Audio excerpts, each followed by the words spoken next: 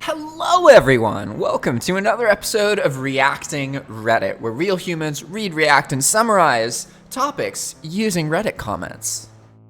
So today, we're going to be talking about the Keystone XL pipeline, because Biden is expected to terminate this project as soon as he becomes president on Inauguration Day. So let's talk about some context. What is this pipeline? Why do people talk about it? Why has it been a thing? And for some reference, the Keystone XL pipeline has been a thing in the news and politics since Obama was president. That was a while ago. It was early in his presidency. And basically, Canada has a lot of this tar sand stuff, okay? So it's not like oil, it's not natural gas. It's kind of like if you mix natural and gas with sand, and you had a lot of sand, right? So you have to process it a lot, and you don't get as much oil out of the sand as you would if it was just an oil well, okay? But Canada has a lot of this stuff, like tons and tons of it. And the US has a really big demand for oil.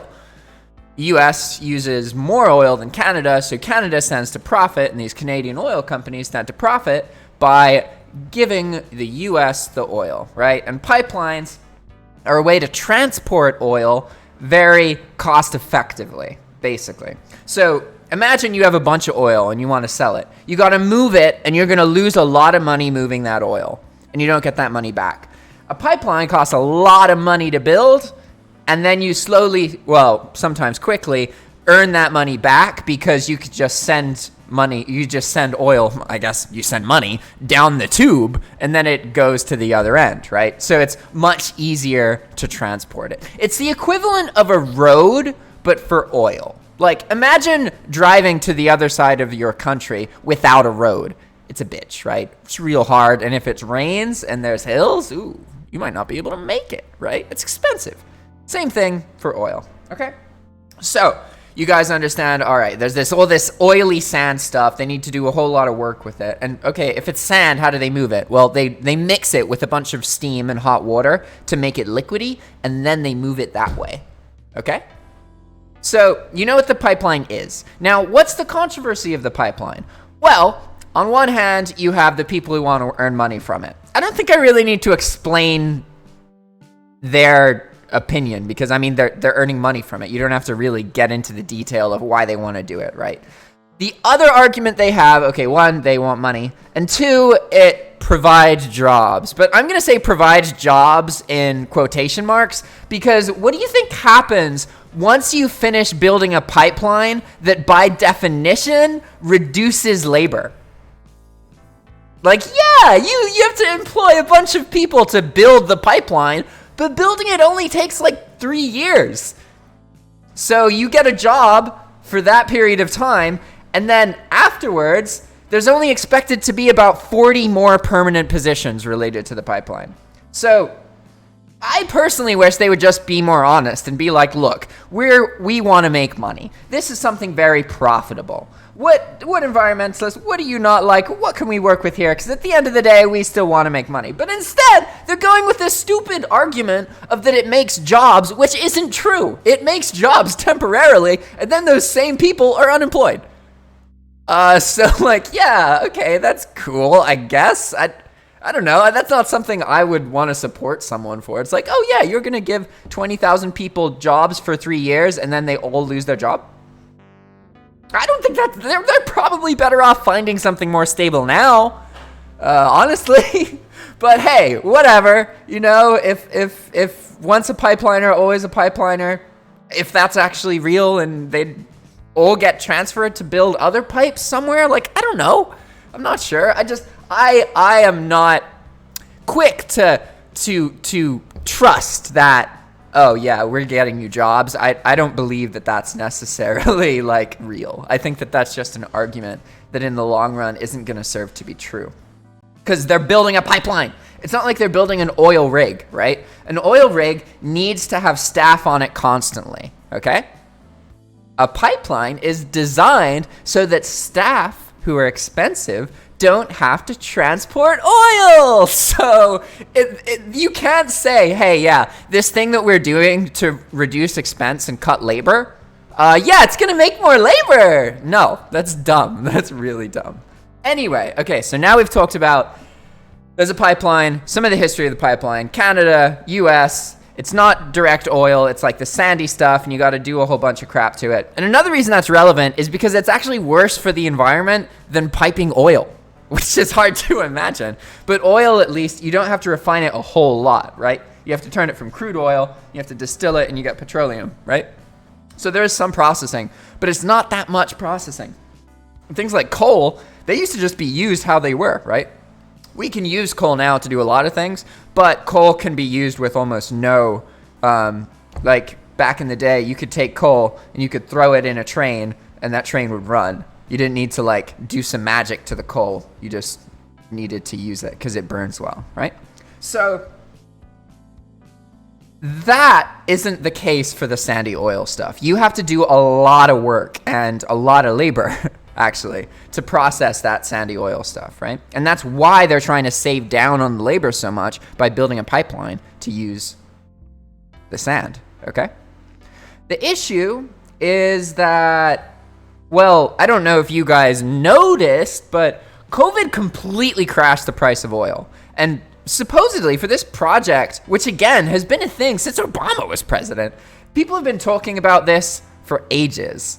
And the issue is that it was stated at one point that the cost of oil needed to be around $100 a barrel for this pipe to even be worth it. And right now, oil is worth like $40 a barrel. So, I mean, the oil scene, I guess they're hoping that it will go back up in value. But yeah, thus the controversy. And the final point, for context, before we get into the comments, is that there's been a lot of back and forth in the politics. Basically, historically, Obama vetoed the project, so it couldn't continue, but said they could apply again. They applied again, didn't make any progress. Kentucky or some other state accepted it, so then it boiled down to just the president of the United States accepting it because it crosses an international border, so therefore it is the president's decision, and Obama wasn't into it. Then as soon as Trump got elected, he approved it, right? But now, as soon as Biden is getting elected, he's going to kill the pipeline project. So this is interesting because it makes me wonder how these pipeliner people feel. They probably don't. You can see this is why they hate Democrats, basically. Because Republicans tend to be like, yeah, we'll take the money and the tax cuts. You can do whatever you want to the environment. Whereas Democrats tend to be like, hey, we are still politicians who like money and crap, but our constituents and people, some of them are more environmental, and we kind of sort of have to at least look like we listen to them, right? That's how the Democrats work. Republicans, Democrats, whatever side you're on, they both are really irritating and do a bunch of annoying crap and blame the other party for starting it. And really, they've been attacking each other and giving each other bullshit for like 200 years. So, let's get to it. Finally, after this review, this thorough, extensive review, we can get into what people have to say about Biden killing the Keystone XL pipeline extension. And he hasn't actually done it yet, so this might not happen. But as long as he gets inaugurated, he's probably going to do it within a day or two. It's one of the things he's talked about. This post was originally made by Progress18. First reply, as a reminder, oh yeah, this is the auto, because I'm in the politics Reddit, and so the first comment is always a post by the bot saying, hey, this is the politics Reddit. We're going to delete your comment if you attack each other. You have to talk in civil discussion. So the first real comment is, Alberta Premier wasted billions of dollars. Yeah, that's the company like behind this. So they're probably frustrated because this pipeline, it's like partially constructed. Okay, I don't, maybe not. In watching YouTube videos and news videos about this, they show you footage of pipes being built and placed and stuff. Maybe they're just showing generic pipeline construction footage. I don't know. But my understanding is some of it was actually built. It was just they needed to, the U.S. parts, which is actually most of it. It's like 3/4 of it is in the U.S. because it enters in the Canadian border and it goes all the way down to Texas. Like, apparently Texas wants more oil. Apparently, Albert Premier, he's only lost about 13 billion tax dollars in the last year on bad investment and policy. This is fine. It's not that much money. Jesus. That's so much.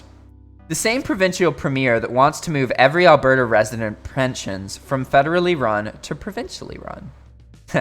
You make it seem like he hasn't before. Well, there goes our tax dollars from our taxes, schools, healthcare, industry, car insurance, and so on, wasted on useless oil pipelines that were bound to be cancelled. Welcome to the United States, motherfuckers. We spend your hard-earned tax money on the military and on oil. Yeah. Alberta Premier rode in from Ottawa, thinking he could buy his way into a hero costume. He's the most tone-deaf leader we've ever had.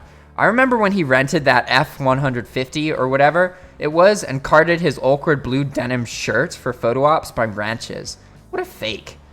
I'm from rural southern Alberta, and the guy just sits on his dome and plays golf. I guess they don't like him. No, it just means Alberta has to sue to get the money back. Alberta and the pipeline company relied on the Trump permit, spent a lot of money, and have been doing construction activities for months. Companies are entitled to rely on issued permits. So if a permit is subsequently pulled like this, the company or other invested parties like Alberta have the right to sue for recovery of any losses. Interesting. I'm from Alberta, and my dumbass premier banked everything on this pipeline.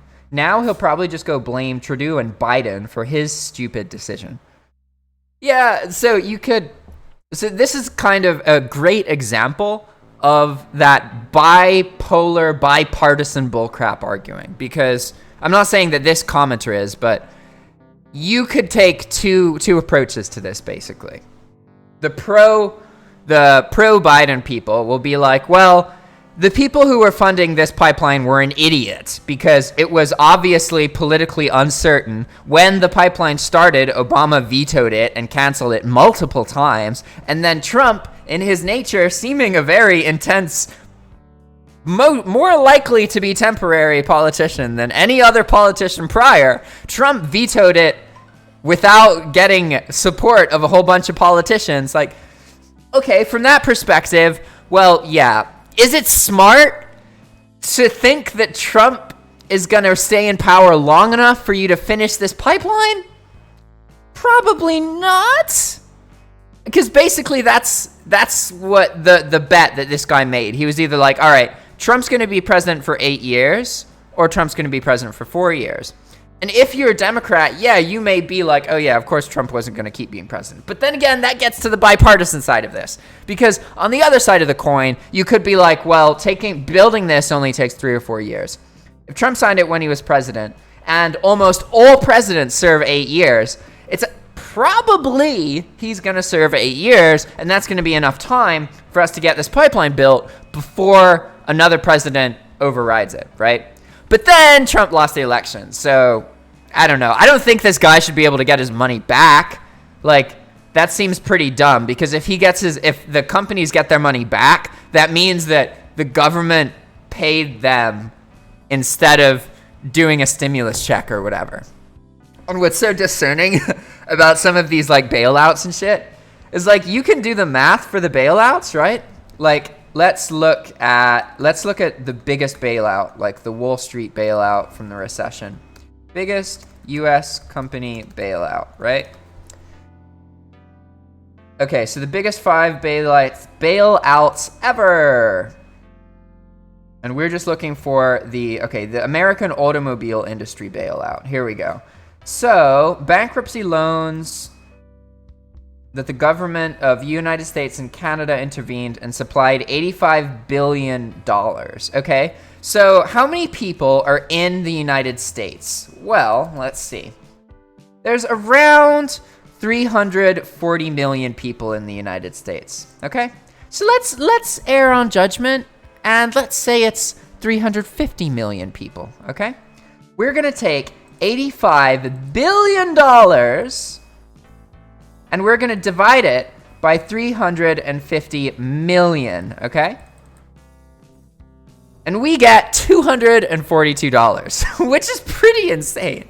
So basically, instead of these few companies getting bailed out, every single person in the United States could have gotten $242, which is pretty cool. But it puts some perspective into how big these COVID bailouts are.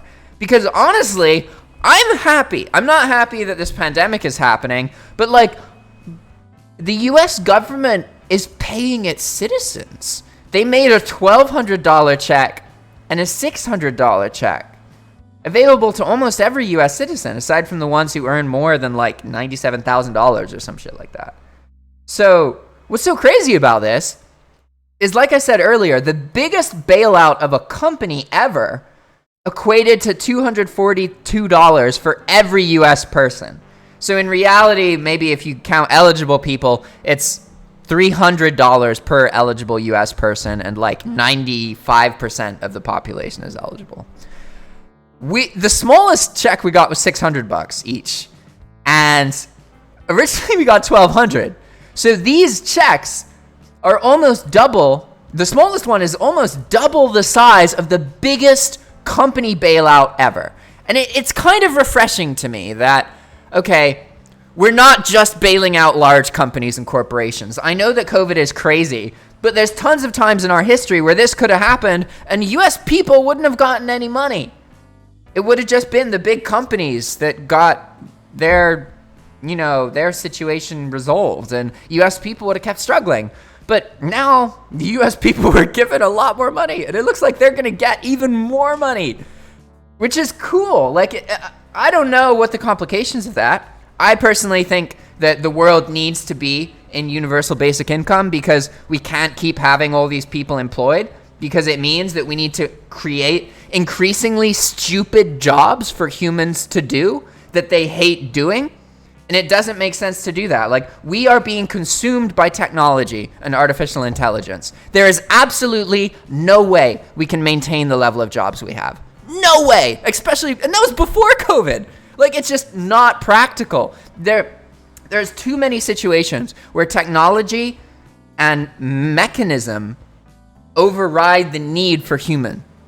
And that is so true that it becomes cheaper and cheaper and cheaper and cheaper to replace humans with technology. And that has barely just begun to happen. We've seen that happen with, like, big, huge factories and crap, but we haven't seen that happening with like Uber drivers or food delivery or package delivery, but it's starting. It really is starting. And before you know it, it's going to be harder and harder and harder to find jobs. And the jobs that are available are going to demand increasingly more education. And that isn't sustainable. You can't have less and less and less jobs and more and more education necessary. You're already at a point right now where if you get a college degree in the United States, you are not better off finding a job. There's so many people who paid for college degrees and they weren't able to find work. Imagine being someone like that, someone in my generation who was told, this is what you got to do for stability. This is what you got to do. As long as you get a high school diploma, you're going to be fine. As long as you get a college degree, you're going to be fine. As long as you get a job from that college degree, you're going to be fine. Oh, wait, there's no jobs for you. Oh yeah, you paid $200,000 for your degree? Oh, you poor fool. What, you thought that because society told you that something was the right thing to do, that means it's actually the right thing to do? Oh, silly. So the reason I'm getting at this is because it's quite likely we are going to need universal basic income. I'm not saying that's going to happen now or in the next 5 years or even in the next 10 years, but it will eventually happen. There's going to be a point where most humans are provided for without working. And I know you hearing that, you may hate that. Like a lot of people who don't like welfare and crap, they're like, people they stay on welfare. And the reality is, yeah, that's true. A lot of people do end up staying on welfare and never getting out of it. But these people,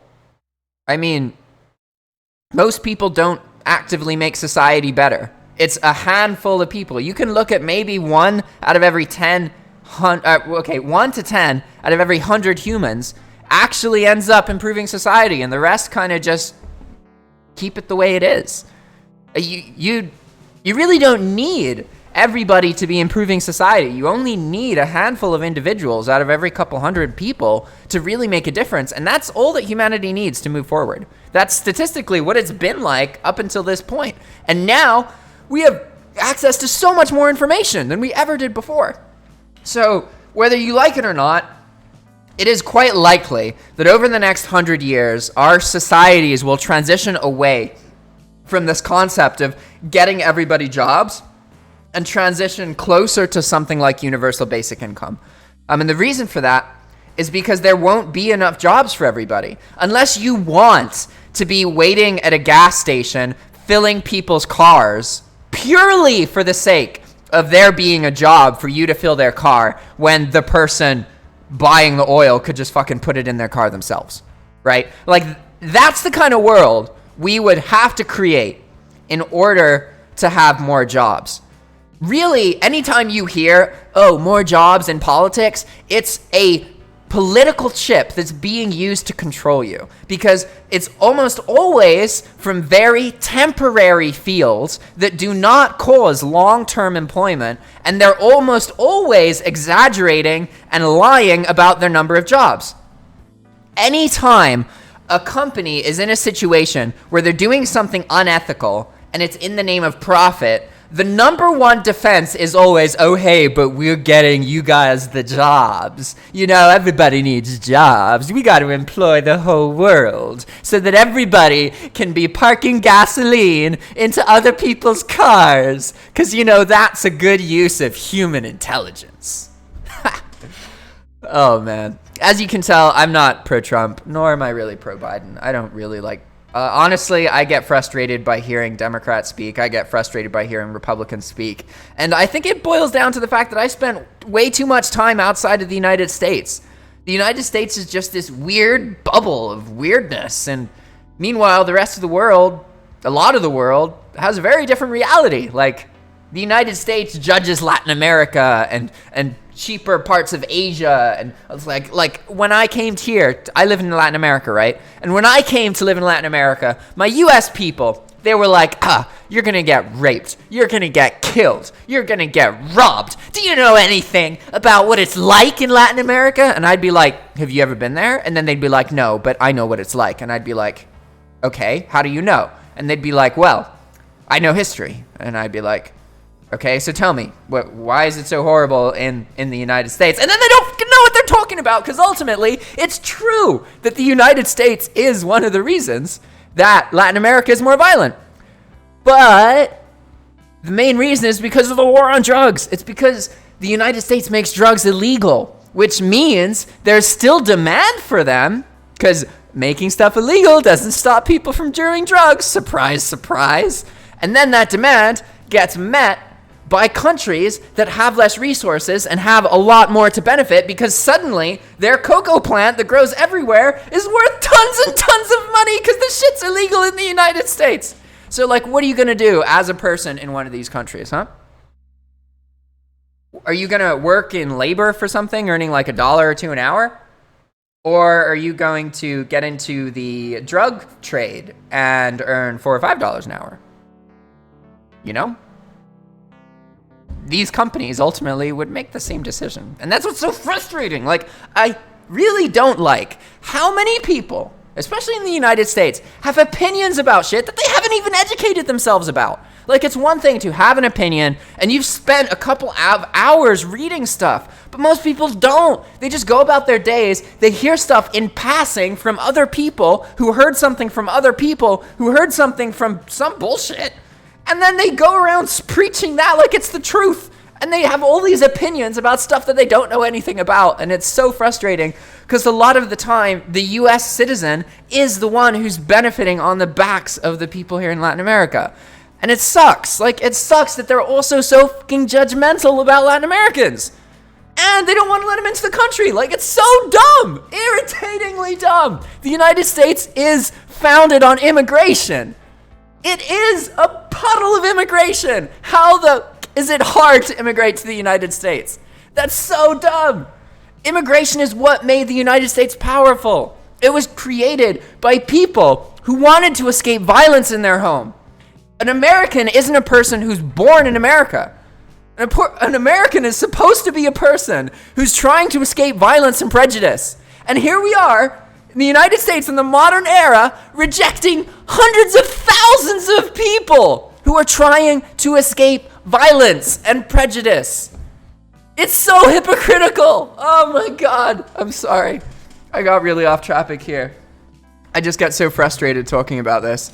It really grinds my gears. It really, really does. So I guess that's going to be it for now. That's it for this video. If you guys want more of this kind of content, please reach out to us. We are looking for other content creators to make this kind of content. We want to have a Zoom call with you where you browse and explore stuff, read, react, talk about it while you're recording your screen, and make it your own by going on your long, intense, interesting, emotional rants, just like I just did. Granted, I hope you guys have a great day. Best of luck, and I'll see you next time. Ciao!